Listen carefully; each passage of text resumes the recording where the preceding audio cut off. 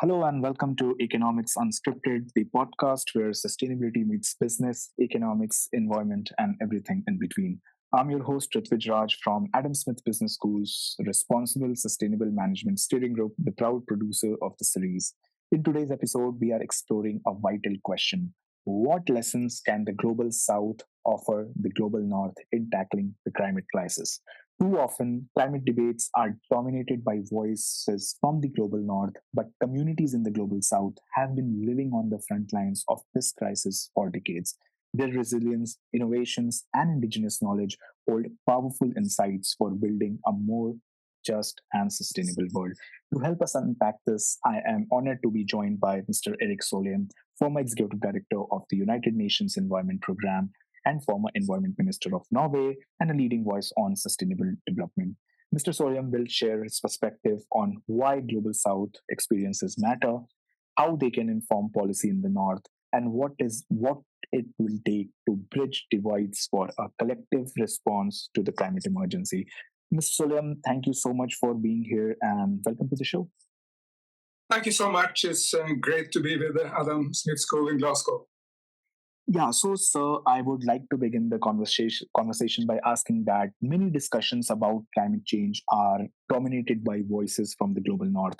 Why is it important to bring perspectives from the global south into these conversations? And for our viewers who don't have a background in this, can you explain what global south and global north actually is? Well, I mean, of course, there is no clear definition of global south and global north, but normally we will think of global north as Western Europe and the United States. You tend to include Japan and Korea and a few other linked nations in the other parts of the world. While, of course, the global south are all the developing nations, but they span from the extreme poor, like, say, Madagascar or Chad, to the upper middle income countries and even dominant global countries like, say, China, India, and many others. I mean, Singapore is the richest nations in the world per capita at the moment, and it's still counted as the global south. So there is an enormous variety within these concepts. The main reason why the global north need to learn from the global south is that, contrary to the thinking in the global north, is the global south is not dominating the green transformation. Look, if 10 years ago anyone had asked me where to go to see the best practice for the environment, I would have said, please go to Brussels, go to Berlin, go to Paris. If you ask the same question today, I would say, please go to Beijing, please go to Shenzhen, the Chinese high-tech capital, but also please go to Delhi and to Jakarta in Indonesia, because it's the global south which are leading. The clearest example is, of course, China. China is now 60% of all green technologies in the world. It may be 80 or 90% when it comes to solar. But if you look to hydropower, to wind energy, to electric cars, electric batteries, high-speed rail, and metros, China is 60%. So it's not like the global north has a big job to explain the climate and environment issues to the global south. It's exactly the opposite way around. We are so arrogant in the global north that we don't understand that we have a lot to learn. Yeah, and if I talk about the communities in the global south, so they have been uniquely impacted by the climate crisis, and there have been enough empirical evidence of the fact. So, what lessons do their experience hold for global north, and what do communities and not just like government and policy level think tanks in global south teach to global north on a community level? Let me give you a very vivid example, Bangladesh. Bangladesh is one of the nations in the world which will suffer most from climate change, because they can have sea level rise and people are living at a very, very fragile situations close to the Indian Ocean. They may have droughts and flooding. So Bangladesh is still a relatively poor nation, even if it's developing quite fast. But if you go to Bangladesh, you see a lot of preparations for handling climate change. Back in the 1970s, there was a massive cyclone killing 500,000 people in Bangladesh, probably the largest natural catastrophe in modern times anywhere in the world. If a similar cyclone were to hit Bangladesh tomorrow, of course no one knows, but number of deaths would have probably been in the hundreds, maybe even in the tens, because Bangladesh is completely prepared in a very different way. They have, every Bengali and Bangladeshi will have a mobile phone. They have a warning system on the mobile phone. The government will be able to set up ships or buses to bring people out. A number of houses have been built on pillars so that people can prepare, not just go there themselves, but they can even bring the cows and other husbandry to these safe houses, because for poor people that also matters. So the preparations are done by this government of Bangladesh, by business of Bangladesh, but of course with a huge variety of civil society organizations and just individuals to understand that you need to prepare. And this mobilization of the society, I think, still there's a lot of lessons to be learned in the north, where we tend to believe that we are so affluent, so strong states that we will not really be hit if there is a massive crisis. Yeah, and any successful example or any successful adaptation or resilience strategy developed in the global south you can share for our audiences that could be replicated in the northern context as well? Let me name another example. That's Indonesia. Indonesia is the second largest rainforest nation in the world. So what happens to the forest there matter. And of course, protecting the forest is first-line protection against climate change, because the more we store carbon in the forest and in the peatlands of Indonesia, the less chance that the planet will face a massive crisis. But you need to provide livelihoods to people in the forest if you want this to happen. 10 years ago, there was massive deforestation in Indonesia. Now it has largely come to a halt. There is no deforestation any longer. Why? The government of Indonesia put in place the right regulations to stop deforestation, and big business in Indonesia, those who do palm oil or paper and pulp, they understood that, look, we can make our jobs, we can have our profits, that there is no need to destroy more forests. We can do it in the areas which are already deforested. And with that approach of business and government, and of course with support of many civil society groups, deforestation come to a halt. Here, frankly, we have a lot to learn in the global north, because in Europe we have just cut down all the forests. I mean, in 1,000 years ago, you could put yourself on a horse, you can drive from Glasgow to, say, Madrid, and you would be in a forest nearly all the way through. Now there are very few natural forests left in Europe. We need to plant more trees to rewild our areas, because massive cities like, say, Glasgow or Manchester, London can thrive even in a nation where we rewild some of our countryside. So here we have a lot to learn from a nation like Indonesia, which is a strong example. Brazil is a similar example, where the government is working with indigenous groups to reduce deforestation and then make the planet safer, but also improving their own economies. Yeah, now coming on a macro level, so what role does indigenous and local knowledge play in shaping climate solutions? And how can the global north better integrate these approaches into policy and practice? Relating to indigenous groups is very important, but this is a much wider issue. If we want to move fast on renewable energies, we need to relate to the local people everywhere, because they are affected, and if they don't see benefits of renewables, they will turn against it. As an example, a few months back, I visited the largest solar plant in the world. It's in a city called Urumqi in China. It's 4 gigawatt. People don't really understand how big that is, but it's massive. It's like the ocean. You see solar panels in every direction. There is absolutely no place in the United Kingdom where it's possible to put up such a massive solar plant. But of course, there's an effect on the local people. Same with windmills or hydropower. Local people are affected, whether they are Brits or Norwegians or they are indigenous people in the forest of Brazil or Indonesia or in Malaysia, where I just visited. People are affected. And unless you have a dialogue with them, unless they see benefits, they will turn against it, and the development of renewables will be very, very slow.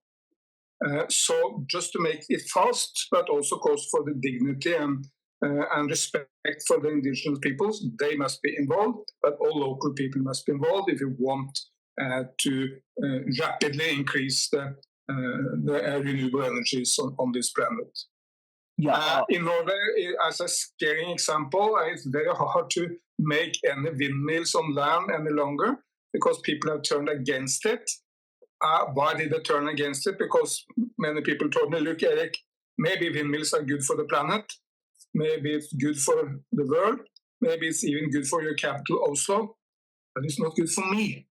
I have no benefit of this. And for that reason, I don't want them in my community.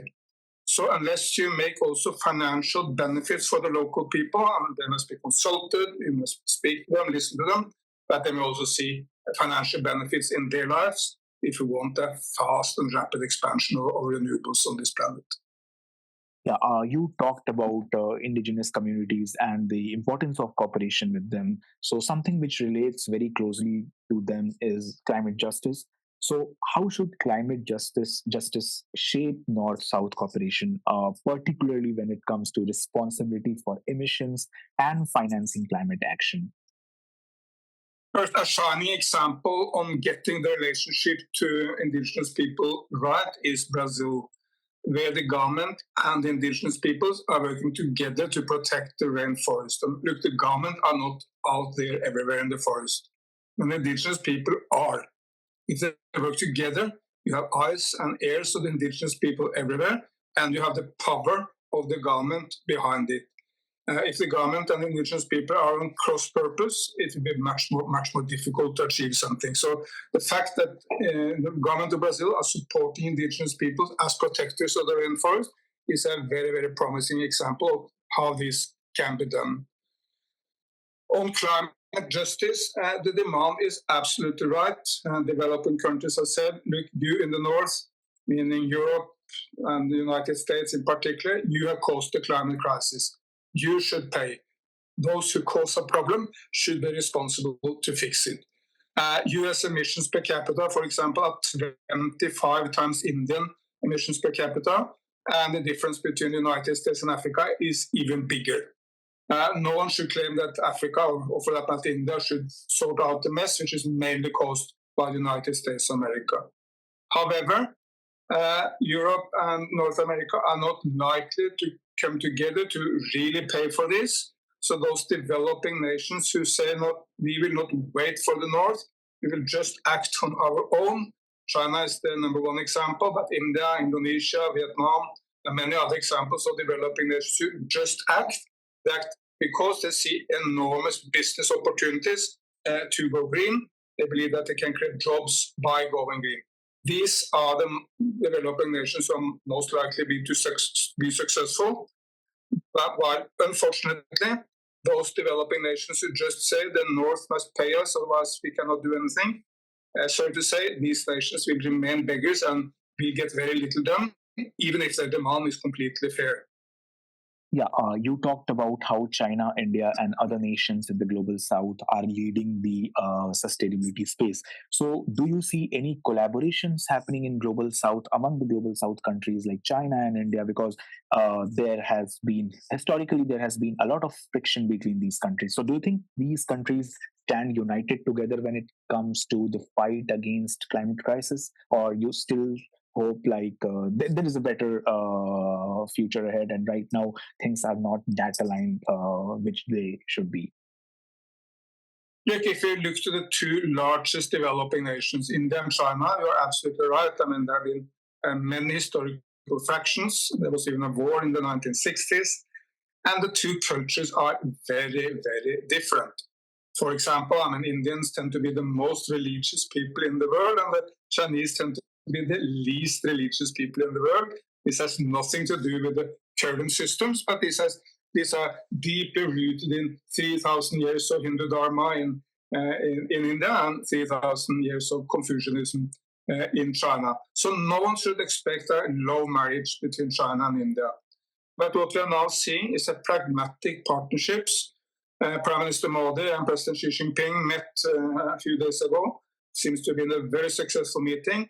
they decided to put all difficult issues on the back burner and focus on the enormous opportunities for them if they work together. And climate and environment is front and center in that. For example, India is now moving very, very fast to invest in solar energy, but the solar cells which are put up in India are nearly all produced in China. 3 days ago, I was in the Indian city of Coimbatore, visiting some Indian company which are now making battery packs for electric vehicles.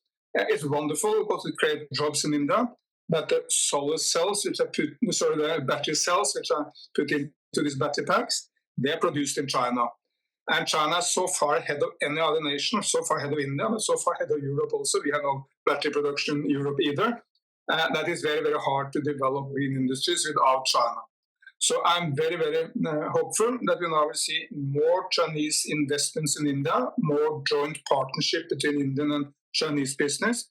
Through that, Indian business will learn, and over time, they will make more of the production at home in India, or in Bharat, as many Indians call their nation.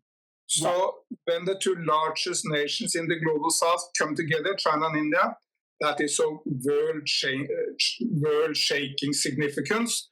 Others matter also: Brazil, Nigeria, Turkey, Indonesia, all the other also matters. But India and China are more important than anyone else because of the size and because of the very, very rapid growth and the green leadership of the two nations. And what lessons does it present for countries in global north like the United Kingdom or European Union? What message does it conveys? I think that the global north should learn a lot from the messaging. Because look, in the global north, we have a huge amount of climate deniers. We also have a huge amount of vaccine deniers. There is nothing of that sort in China or India. In China, you may explain it because they will have difficulties getting airwaves in the current political system of China. But India is all open to this craziness. But there's nothing of that sort. They're all Indian political parties are united in the view that India needs to go green. They disagree on many other issues, but not on that matter. And I believe this has to do with the message. I follow Prime Minister Modi of India very closely. He is very often the main speaker at events, where I'm also one of the other speakers, so I listen to his message. This message is very different from what we hear from Keir Starmer in the UK, or for that matter from any other leader in Europe. Modi very rarely speak about global climate talks like the ones we had in Glasgow a few years back. He very rarely speaks about emissions, don't normally speak about the horrors of climate change like flooding or droughts. His message is one, and it's very simple, but it's very appealing. That is, India can now completely merge economy and ecology. India can bring every single citizen, and that's close to 1.5 billion of them, out of poverty. India can create a huge middle class, but India can do this by going green. The time is past where there was a choice between ecology and economy. We are now in the time where green growth can be good for the planet and good for the wallet just at the same time. And I think European and American and Western politicians and NGO should learn from this message. We very often speak about the environment in a very complicated way. There are a lot of acronyms. Sometimes we speak down to people and finger point to people rather than presenting this wonderful vision which Prime Minister Modi is doing. Yeah, and coming to the main challenges, because you did highlight some of those. Now, diving deep into this, what are some of the main challenges in transferring lessons from south to north? Is it political will, cultural differences, or is there something else that is stopping this transition? I'm very sorry to say for us Europeans, but the main problem is our arrogance. Look, for 200 years, India was a colony under the United Kingdom, and the Brits were absolutely convinced that they were completely superior to the Indians. Winston Churchill, our hero from the Second World War, once said that Indians is a beastly people with a beastly religion. That was the level of arrogance historically, not only in the United Kingdom, but in France, in Germany, of course, in Scandinavia, everywhere. So we used to be superior. It's a very, very hard sell to Europeans to tell people that, look, we are now behind. China is far ahead of us on everything green. The Chinese electric vehicles are much better than anything we make. China is making batteries. We are not making any electric battery in Europe. 90% of the solar cells in the world are made in China. It's very, very hard for Europeans to accept that reality and to accept the reality that India is also moving fast ahead and that we should learn something from India rather than teaching to India and finger pointing to India. That is a very hard sell in Europe. But don't get me wrong, what I would love to see is a two-way street where we learn from India or China, but also, of course, bring our technology, our knowledge, and our best practice to available to them so they can learn from us. But for so long, we were preaching to the global south that we have stopped thinking that maybe the time would come, and now it had come, where we should learn.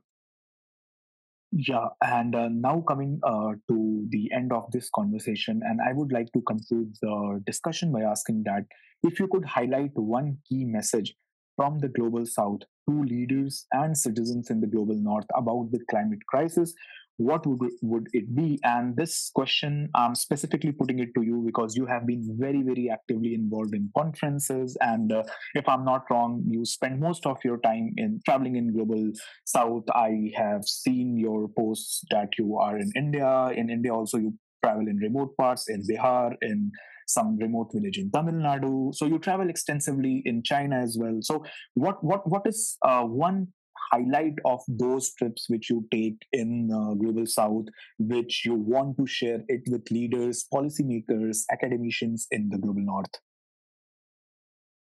Look, we are now very much back to where we started, of course, realizing that the global south is enormously varied, and so is the global north.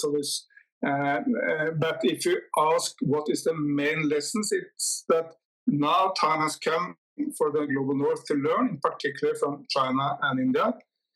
We need to look into how can we really compete with these two nations, which are going green in a speed we thought was impossible in the past.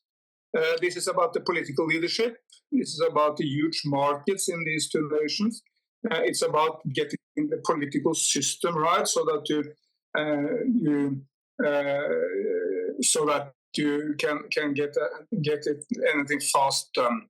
In Europe, we, for instance, struggle very much with the permitting. It takes years to get a permit to make renewable energies. It takes much longer to get a permit to set up offshore wind. I mean, there's a lot of offshore wind outside Scotland, which is wonderful, but it takes a lot longer to get a permit to do that than it gets to actually build the offshore wind. And here we can learn from developing countries which now have been able to do that much faster. Let me just end with a very recent example. I visited Yadean, that's a Chinese company. It's the number one producer of electric scooters in the world. By the way, all scooters in all big Chinese cities are now electric. You will never see a motorbike like we see in Europe. They're all electric. But this company is making one electric scooter every 2 seconds. The speed of that is astonishing, even for Western capitalist countries. And they are now also moving from lithium batteries into sodium batteries. Well, sodium is salt. It's available everywhere in the world. Very limited environmental problems, much safer for the customer. Sodium can operate at minus 20 without any major difficulties, and it's cheaper. So there is absolutely no doubt that we go fast into a renewable economy and we will go fast into electric vehicles. And unless we step up in Europe, this will be dominated by the global south because their economies are at this crossroad working better than ours.